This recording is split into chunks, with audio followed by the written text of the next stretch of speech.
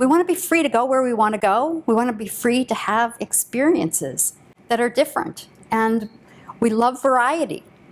We also love spontaneity and erotic passion.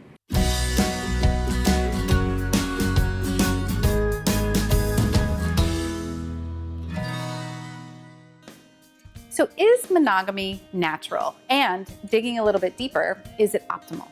Well, first of all, we have to understand what monogamy is. Mono means one, and gamy means spouse, one spouse. It does not actually mean fidelity. Huh? In fact, I've studied, I've studied adultery in 42 cultures, and we find it in everyone. But the bottom line is, yes, monogamy is natural. The drive to form a pair bond, to rear our children as a team, probably evolved over more than 4.4 million years ago. Yeah. In every single culture in the world, the vast majority of men and women, in every teepee, every tenement, every igloo, every apartment building have one man and one woman. 86% of world cultures permit a man to have several wives at the same time. Polygyny. 86%? Yes, 86%.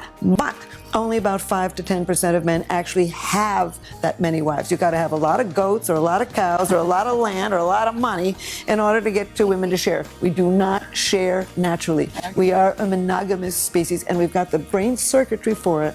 We've got tremendous brain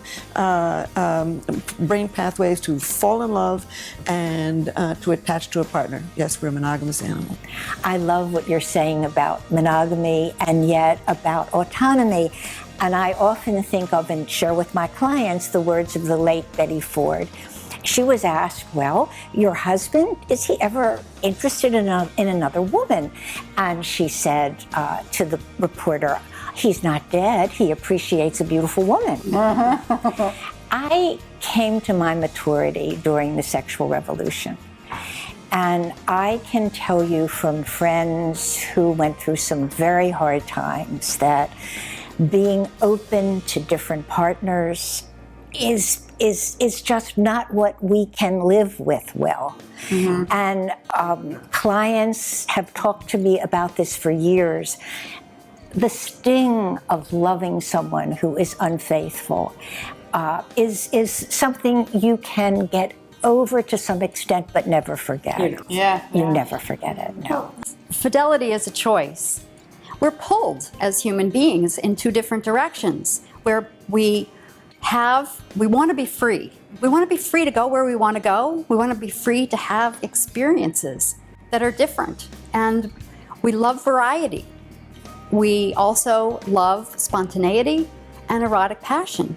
And so if you decide that you're going to be with only one person, in some ways you're giving that up.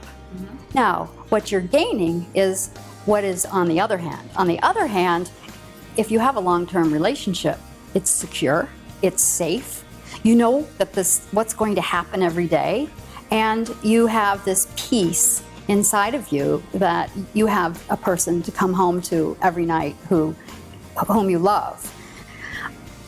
The downside to that is that there can be boredom and there can be sort of a dampened passion. And so people who are opting for fidelity really need to be aware and put effort into trying to keep the sizzle in their relationship. And the people who opt for the freedom have got to realize also that they're going to be dealing with a very, very strong human emotion, no matter what it is they think, and that human emotion is jealousy. I think that rigidity and the boredom of the thing that may prompt us to be unfaithful, that may prompt us to want more than just one partner, I don't know that we set out to do. I don't know that we set out to have relationships with other people. I think what might happen, and what I notice in my practice, is that we forget about our mate, and we're not doing enough with our mate to keep things fun and to keep things alive and to keep things vivacious, to keep novelty. I think there's research on novelty. Absolutely. And risk taking, whatever that risk is. Because if you look at what people say when they have an affair of, oh, it's so fun, she's so interesting, or he's so different, and often what we find in that other person is what we haven't cultivated in our relationship enough. And following that point, in an affair, you don't really know that person well. It's an escape. It's something different.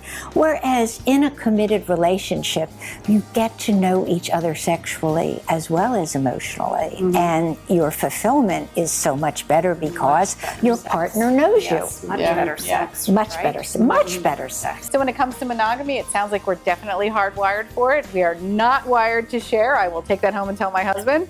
And it is the optimal state for marriages that want to raise healthy and happy families.